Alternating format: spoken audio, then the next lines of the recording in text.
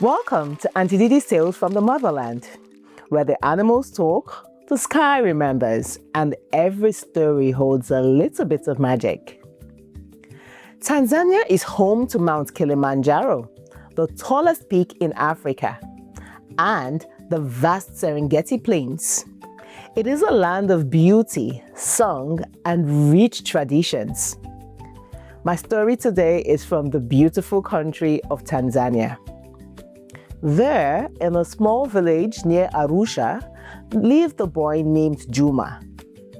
Juma was bright, playful, and very kind. But one day, something broke inside of him. You see, Juma had once been full of laughter. He loved climbing trees, racing with his friends, and helping his grandmother in the garden.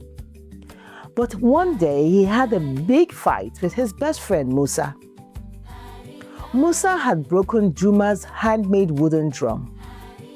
And though Musa apologized, Juma couldn't find it within him to forgive him. You see, he had carved that drum with his late father, and it meant a lot to him. "No one touches my things again!" Juma shouted.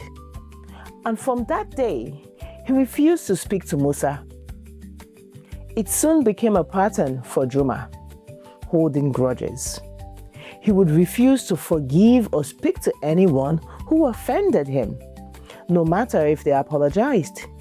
To his mind, it was better to cut them off than risk being hurt again. So no. He will store up all the hurt in his heart to remind him of why he couldn't trust, play with, or be free with the other children. He didn't want anybody taking him for granted. Sure enough, soon Juma had no friends. After all, how many people can you cut off? Weeks turned into months, and the weight of all the grudges burdened Juma's heart, and still he refused to let go, despite agreeing that he was sad and alone. He frowned often, and he stopped playing. "But no worries," he said grumpily to himself. "That's fine. I will play all by myself, and I will be fine." Well, he was fine. Or was he? Soon, something strange began to happen. When Juma looked in the mirror, he saw his reflection was changing. He moved really slowly. He lost his appetite even for his favorite dishes. And he had wrinkles like an old man on his forehead. And his body? His body was turning square. His head had corners and his arms bent like wooden blocks. His chest felt hard, tight, like a locked box. Each hurt he held turned into another block, one for anger, one for sadness, and another for pride. The children whispered, "Look, Juma is turning into a square. Juma, he's not looking normal again." But rather than make a change, Juma only snapped, "Leave me alone! Leave me! I want nothing to do with you all." He spent his days alone, sitting by the baobab tree, stacking stones into tiny walls. In his mind, he was building a wall around himself to keep him safe from being hurt. But was it keeping him safe, or was it locking him in? One evening, as the sun dipped below Mount Meru, a tiny voice tinkled in his ear. "Square boy! Square boy! You look funny! Square boy!" "Who's that? Who's that?"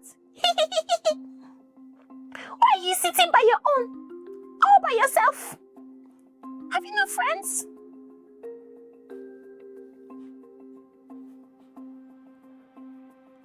And then he saw her. She came in front of him, a tiny fairy, her wings shimmering like the morning dew. And even though he was surprised, he couldn't let go of his grumpiness. Get away! I don't want to talk to anyone. I want to stay alone. Mimi! Oh, I see. You don't talk. You don't smile. You don't forgive. No wonder you're just plunked down here, unable to fly. Square boy! Juma snorted. Huh? Who do you think you're fooling? What do you mean fly? Boys don't fly. Look at you. You don't even know anything. I'm not a bird. I'm a boy. And boys don't fly. The fairy giggled some more and twirled around merrily.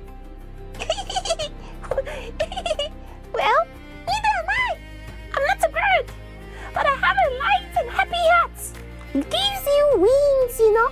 Gives you wings. Joy and music makes the heart light. But anger and unforgiveness steals your light. Ha! Juma frowned, puzzled. He repeated the words to himself. Joy and music makes the heart light, but anger and unforgiveness steals your light. It made a weird kind of sense. He really felt heavy and was barely able to shuffle from place to place. He missed racing with his friends. Tell me more, he asked the fairy. You see, when you hold on to hearts, you build blocks inside of you, which weigh you down. But when you forgive, those blocks crumble. You feel heavy and light, and the wind can lift you up. She reached out and tapped his square chest. Try it! I think you will like it. What a funny fairy. Juma hesitated and then whispered with a deep breath, I forgive Musa. A soft whoosh of air sounded, and just like that, one corner of his body became rounded, no more square. Good! Now forgive the others too, so that you can fly. The ones who teased you or forgot you, the fairy urged. I forgive Imani. I forgive Mansa. And I forgive Ibrahim. And with each name he called, the blocks crumbled. And beautiful tinkly bubbles with music filled his chest and belly. Indeed, he felt so light. He felt so joyous. This feels good. Indeed, I think I can fly. Finally, Juma closed his eyes. I forgive myself. And he felt himself rising, happy and joyous, filled with air, light and music. Oh, what a happy feeling. Oh God, this felt good. What a wonderful, wonderful feeling. Why had he denied himself for so long? Now, handsome boy, no longer square boy, fly with me. And though Juma didn't have wings, he felt so light that he leapt and twirled and jumped around, his laughter echoing through the land. From that day on, he found joy again in his hobbies, drumming, climbing, and running with his friends. He even carved a new drum and gifted it to Musa, saying with a grin, "This one's for both of us. Don't break it again." Now, when people wronged him, he didn't wait for people to apologize. He just forgave them in his heart and moved on. He never wanted to be square boy again. Juma's heart was no longer square. It was open, round, and full of life. My lovely children, I want you to learn from Juma. Holding on to hurt builds walls around your hearts. I know people hurt us, but it's better and easier to forgive them. Forgiveness tears those walls down and lets your spirit fly free. Thank you for listening to Tales from the Motherland with Auntie Didi. Now, if you've enjoyed the story, remember to share it with your friends. If you're yet to subscribe to the channel, what are you waiting for? Subscribe so that you know when a new story is posted. And tell us in the comments, what did you think of Juma? What did you learn? Until next time, remember to take care of the little things because they make a big difference.